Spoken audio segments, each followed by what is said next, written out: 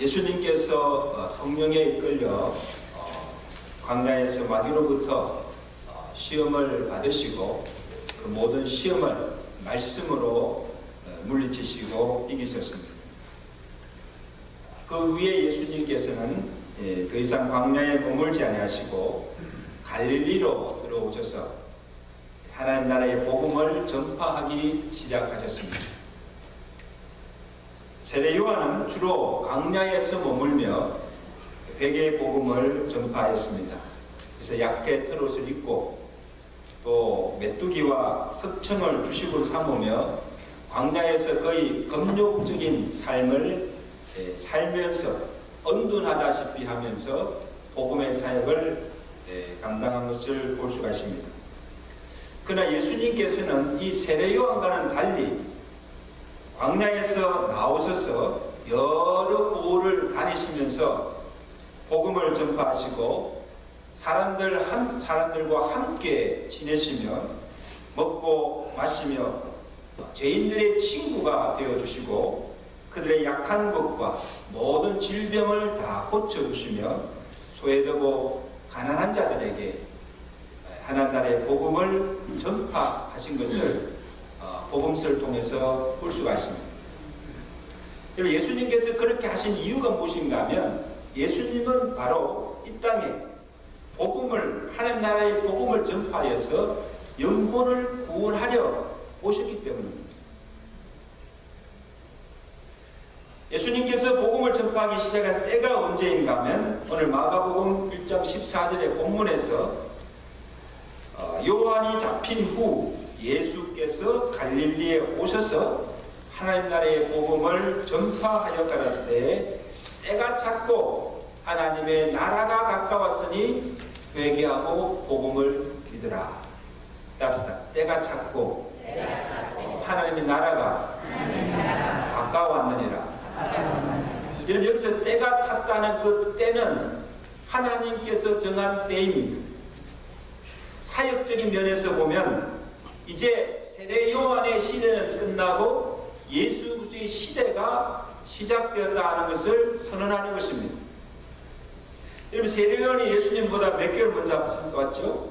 6개월 먼저 이 땅에 와서 주의 길을 예비하는 자로서 주의 길을 평탄케 준비하는 자로서 오셔서 광야에서 회개의 복음을 외치며 그의 길을 평탄케 하여 준비한 것을 볼 수가 있습니다.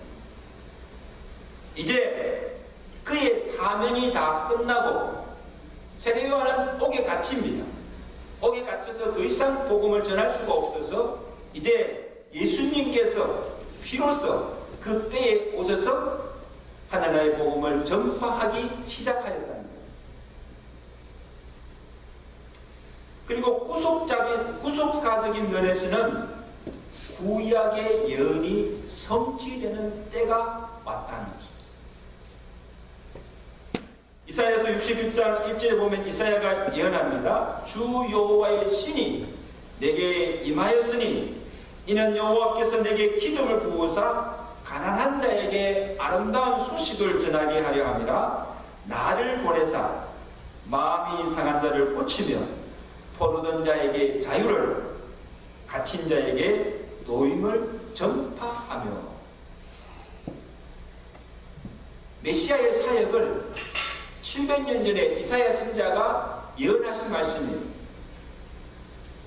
때가 차서 그 때가 되면 그 예언이 성취되어 오시리라고 하신 약속하신 그 메시아가 그 때에 와서 가난한 자에게 아름다운 소식, 복음을 전하게 되었다는 말씀입니다. 그 때가 왔다는 거예요. 세례 요한이 옥에 갇혀서 옥중에 있을 때 예수님이 복음을 전파하신다는 소식을 듣게 되어서 제자들 예수님께 보내어서 이렇게 묻습니다. 오실 그이가 당신이니까 아니면 우리가 다시 오실 일을 기다려올까? 이렇게 물었습니다. 마침 그때 예수님께서 뭐하고 계셨습니까? 이미 오셔서 갈릴리 지역을 중심으로 복음을 전파하시고 그 다음에 모든 병든 자를 고치시며 악기 들린 자를 고치며 사역을 시작할 때였습니다. 그때 예수님께서 요한의 제자들에게 뭐라고 하십니까? 너희는 가서 들은 것을 여호와께 보고 너희가 듣고 너희가 지금 본 것을 그에게 전하여 소경이 보면 안전뱅이가 걸으면 기머리가 들으면 죽은 자가 살아나면 가난한 자들에게 복음이 전파된다 하라고 전하였습니다. 이 말씀은 어떠니까? 오실 바로 그이가 나타난 것입니다. 내가 그 메시아라는 것입니다. 여러분, 예수 그리스도가 오셔서 전한 그 복음에 어떤 능력이 있습니까? 예수 그리스도가 전한 복음 안에 모든 질병을 고치시는 치유케 하는 능력이 그 복음 안에 있습니다. 이사야 선지자 53장 5절에 그가 찔림은 우리의 허물을 위하며 그가 상함은 우리의 죄악을 위하며 그가 징계를 받음으로 우리가 영평화를 누리고 그가 채찍에 맞음으로 우리가 뭐에 나음을 입었구나. 할렐루야. 예, 할렐루야. 예수님이 전한 그 복음이 단절된 하나님의 관계를 화목케 하며 우리가 하나님과의 합평을 누리게 할 뿐 아니라 주님이 나의 죄뿐 아니고 모든 질고를 지시고 상하고 찢기심으로 우리의 병든 육과 역과 영을 고치고 낫게 하시고 치유케 하시다는 말씀입니다. 여러분, 이미 우리는 복음으로 말미암아 우리의 죄가 사함받을 뿐 아니라 우리의 병든 영과 육이 그 복음을 말미암아 고침받고 치유케 됨을 믿으시길 바랍니다. 영육이 강건함을 얻게 된다. 그리고 예수님이 전하신 그 복음 안에 죄에서 자유케 하며 구원케 하는 능력이 있다는 것입니다. 복음이 우리를 구원하신다는 거예요. 로마서 1장 16절에 사도 바울이 내가 복음을 부끄러워하지 아니하노니 이 복음은 구원을 주시는 하나님의 능력이 됩니다. 합시다. 복음은 구원을 주시는 하나님의 능력입니다. 그렇게 믿으세요? 복음에는 하나님의 의가 나타나서 믿음으로 이르게 되나니 오직 의인은 믿음으로 말미암아 사리라.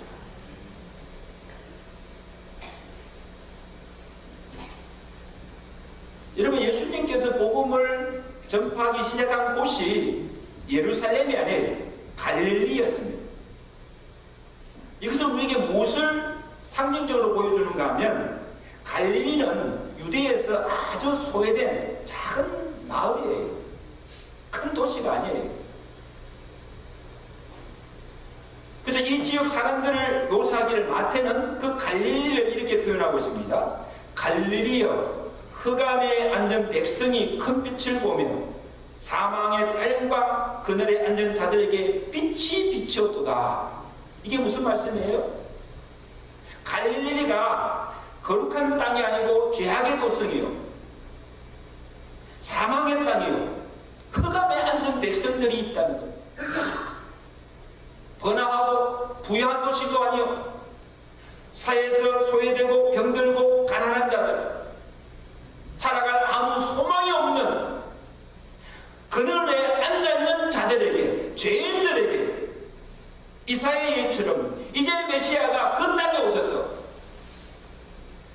아름다운 소식, 복음을 전파함으로 병든 자에게는 치유를, 매인자들에게는 자유를, 죄인들에게는 구원을 베풀어 주셨다 그런 말씀입니다. 아멘. 갈릴리뿐 아니고 이제 그 복음이 갈릴리 지역에서 유대와 예루살렘과 유대와 사마리아 땅 끝까지 그 복음이 증거되고 그 복음이 증거되는 곳에 이런 치유와 구원의 역사가, 생명의 역사가 일어나고 있다는 사실. 이게 하나님의 복음의 역사인 줄로 믿습니다.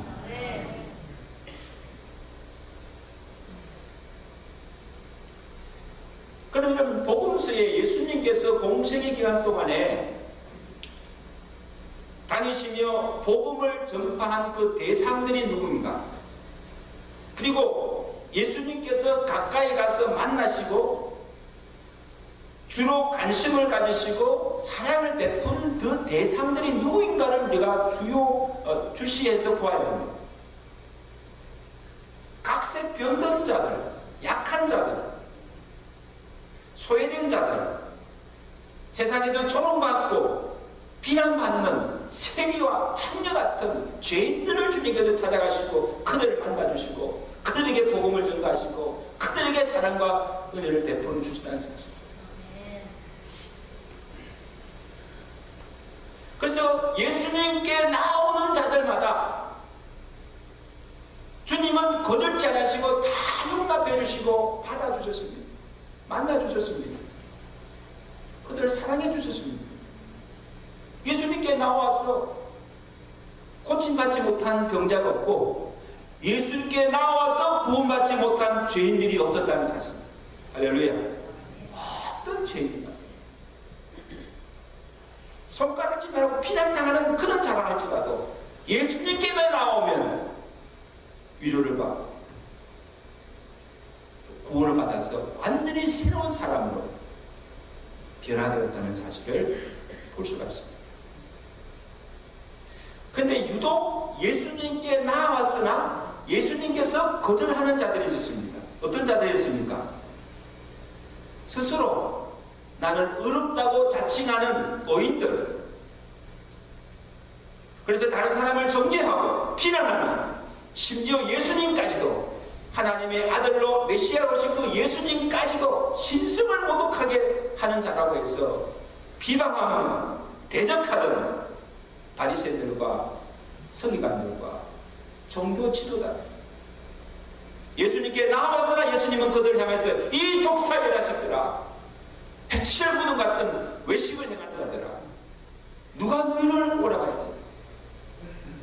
그들을 거절하고 내어친 것을 볼 수가 있습니다. 여러분, 이것을 보면 복음은 누구를 위한 것입니까?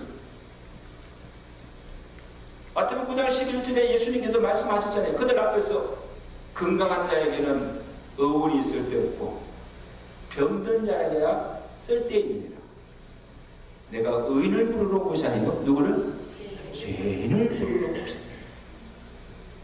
아멘. 여러분, 예수님이 오신 것은 의인을 위해서, 의인을 찾아와서 오신 것이 아니에요. 죄인들을 위해서, 그 죄인들을 찾아 구원하려 오셨다는 사실이에요. 이게 복음의 핵심입니다. 이게 교회의 본질이에요.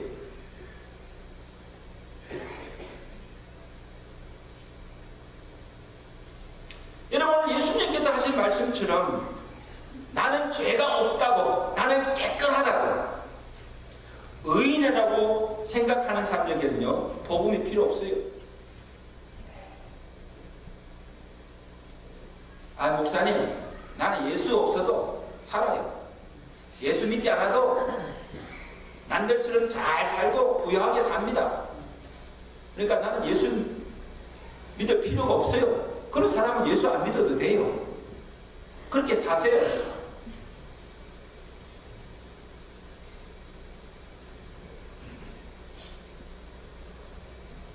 여러분, 병을 고치려면 어디 가야 됩니까? 의원에게 가죠. 병원에 가서 의사에게 병을 치료받아야 돼요. 병이 들었는데, 죽을 병에 걸렸는데 병원에 가지도 않고 의사가 치료하지 않으면 죽지요, 그냥. 여러분, 죄인들이 죄를 지었어요. 그 죄를 사함받고 구원받기 위해서는 어디에 가야 됩니까? 예수님께 나와야 되죠. 왜? 예수님께서 이 땅에 오신 것이 죄인을 찾아 구원하러 오셨기 때문에 예수님께 나와야 돼요. 교회 나와야 돼요. 복음을 들어야 돼요. 그 복음을 믿어야 합니다. 그래야 우리 모든 죄가 사함받고 구원 얻게 되는 줄로 믿습니다. 얼마나 심플합니까?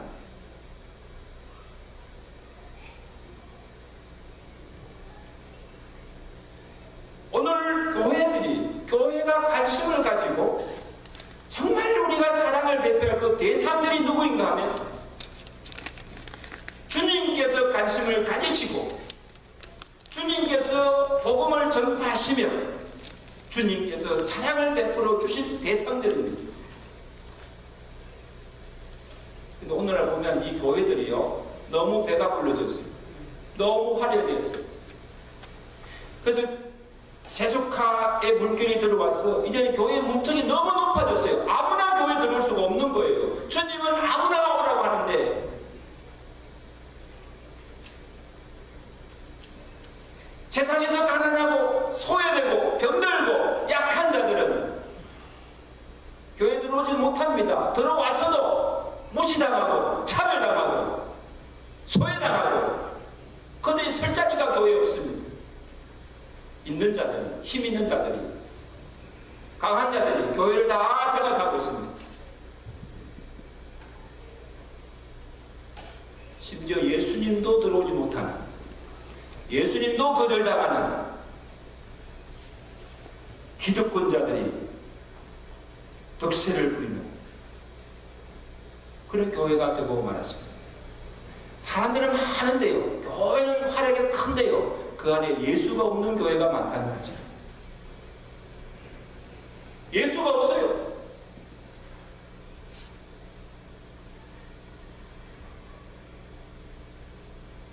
물량주의와 기복신앙으로 오염된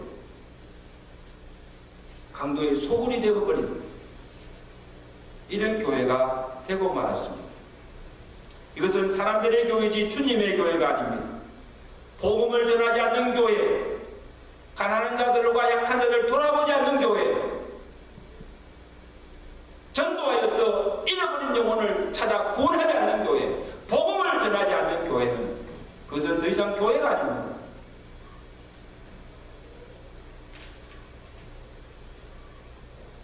교회가 다시 예수님의 복음의 정신으로 돌아가야 될 줄로 믿습니다.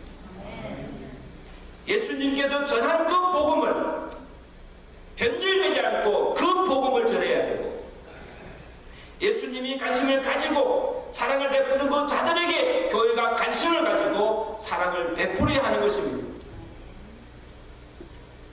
그리고 그들에게 복음을 전하여서 그들을 구원하게, 그것이 진정 주님께서 기뻐하시는 주님의 교회인 줄로 믿습니다. 여러분, 우리 재래장로교회가 바로 이런 그 복음을 전하는 교회가 될 수 있기를 주의 간절히 축원합니다.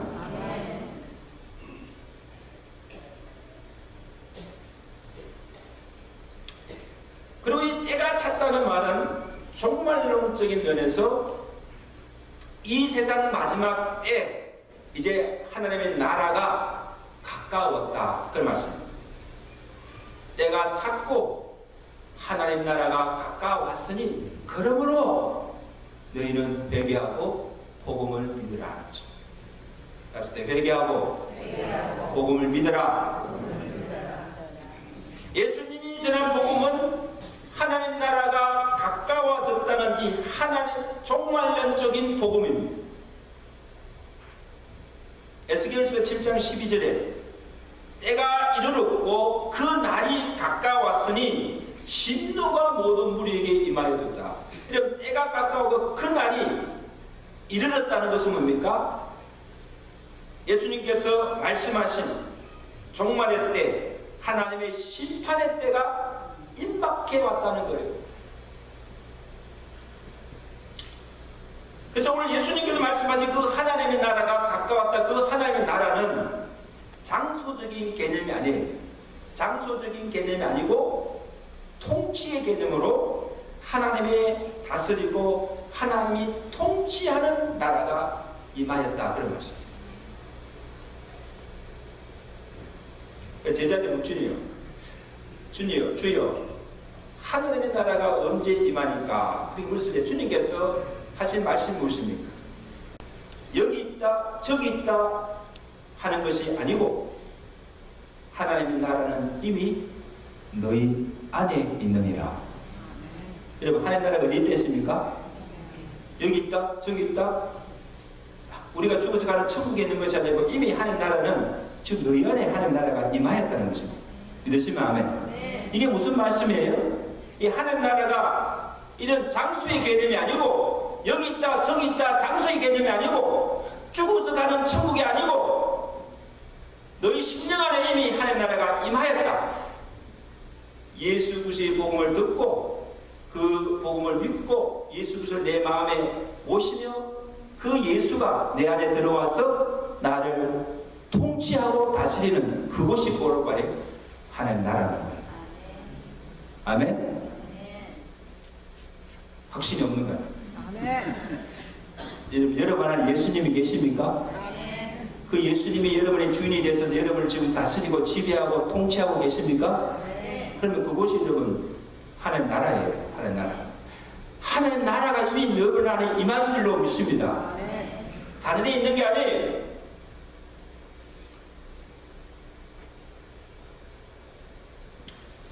그러므로 예수님께서 통치하는 곳에 복음의 역사가 일어납니다.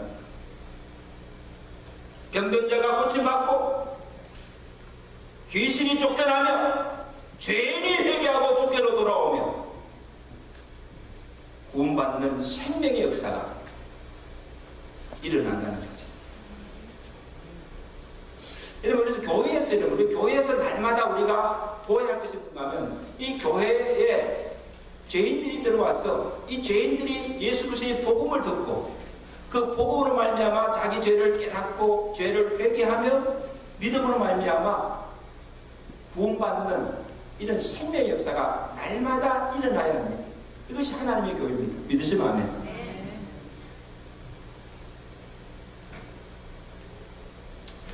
마태복음 12장에 보면 예수님께서 귀신 들려 눈물고 벙어리 된 자를 고쳐주셨습니다.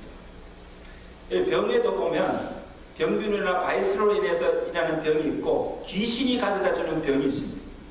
예수님은 두 가지를 구분했었습니다.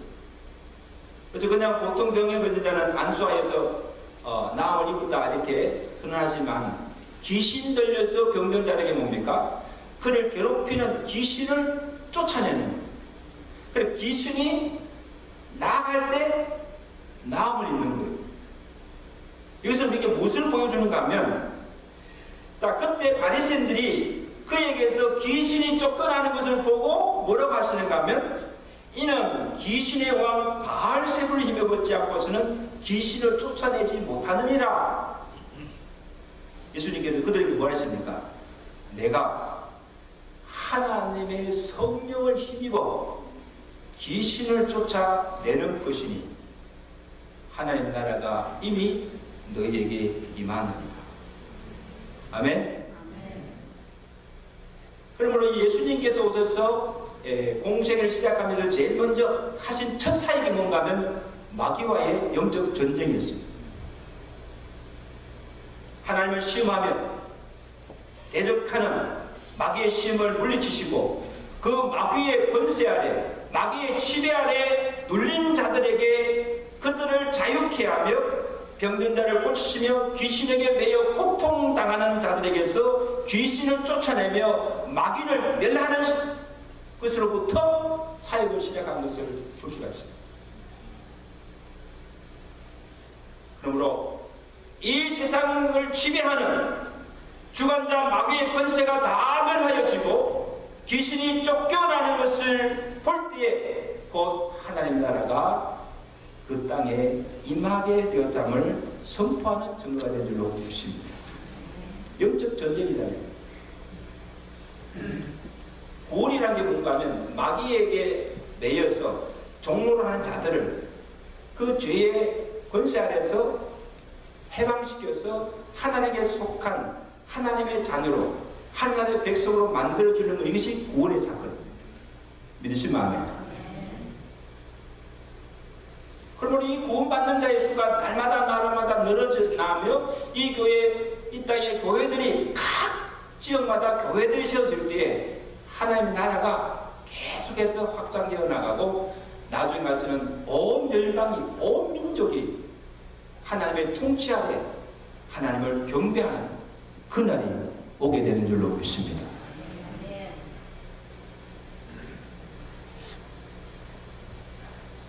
예수님이 오심으로 하나님 나라가 이미 임하였으나 그러나 아직도 완전히 실현되거나 완전한 나라가 임한 것이 아닙니다. 언제 그 나라가 완전히 실현됩니까? 이 세상 종말의 때 예수님이 다시 재림하여 오실 때 하나님 나라가 이 땅에 완전하게 실현되고 그 나라가 임하게 되는 줄로 믿습니다. 근데 예수님께서 말씀하신 하나님의 나라가 가까워졌다 그 말은 이제 이 세상 마지막 때가 가까워졌다. 종말이 가까워 하나님의 심판대가 가까워 임박해 왔다는 사실. 그러므로 너희는 뭐 했습니까? 회개하고 복음을 믿으라.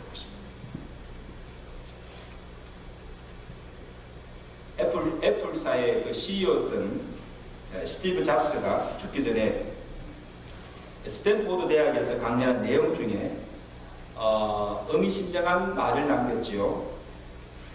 내가 17살 때에 이런 구절을 읽은 적이 있습니다. 그 이후로 나는 그것을 내 모토로 삼고 살아왔습니다. 만일 당신이 매일을 나의 삶의 마지막 날처럼 산다면 언젠가 당신은 당신의 생의 대부분을 옳은 삶을 살게 되었다고 고백할 것입니다. 이게 무슨 말인가 하면 오늘 내가 지금 이 오늘이 나의 마지막 날이라고 생각하며 늘 그렇게 산다고 한다면 우리는 옳게 살 수밖에 없다는 거예요. 함부로 살 수가 없다는 거예요. 그래서 만일 오늘이 나의 생의 마지막 날이라면 지금 나는 무엇을 하고 살 것인가? 여러분 뭐 하겠어요? 한번 생각해 보세요. 만일 오늘 이 지구의 종말, 세상의 종말이 온다면 나는 무엇을 할 것인가?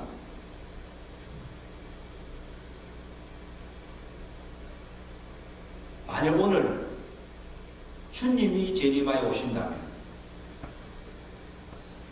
나는 어디서 무엇을 하고 있을 것인가? 정말 여러분 진지하게 한번 생각해 보십시오. 아이고 목사님, 아직 살날이 창창한데, 네? 아직 살날이 창창한데 그렇지 않습니까?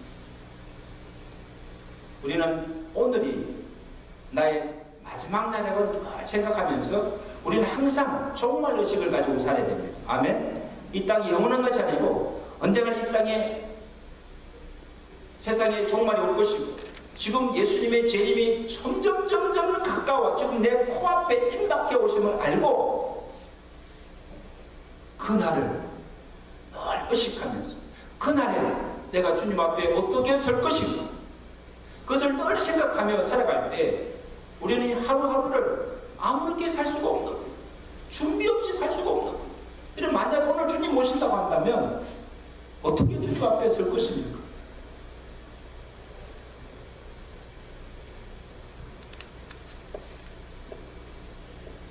주님께서 대답하십니다. 그러므로 하나님의 나라가 가까웠으니 때가 임박했으니 회개하고 복음을 믿으라는 것입니다.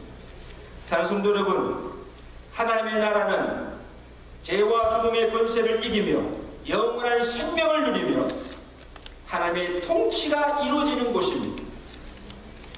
로마서 14장 17절의 사도 바울은 하나님의 나라는 먹고 마시는 것이 아니요 성령 안에 있는 의와 평강과 희락이다. 이런 하나님의 나라가 모든 자들에게 그냥 주어지는 것이 아니고 그냥 기쁨으로 얻어지는 임하는 것이 아니라는 말씀입니다. 정말 좀 안타까운 것은요, 오랫동안 교회를 다니고 예수를 믿는다고 하는 사람들 중에도 보면 하나님의 나라의 기쁨과 평강을 누리지 못하고 살아가는 자들이 참 많습니다.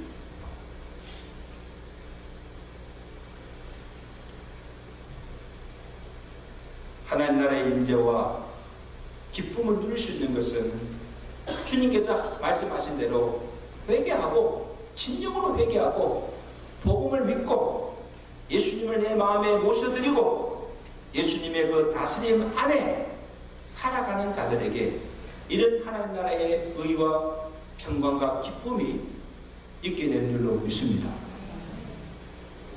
내가 죄인임을 깨닫고 눈물로 회개하고 복음을 믿고 받아들일 때 하나님의 나라가 가까이 있는 것이 아니라 내 가까이 있는 것이 아니라 예수님이 선포한 그 하나님의 나라가 내 안에 임하고 그 하나님 나라의 의와 평강과 기쁨을 내가 누리며 살게 될 줄로 믿습니다. 이런 하나님 나라의 기쁨이 여러분 가운데 충만하시기를 주의 간절히 축원합니다. 축원합니다. 기도하겠습니다.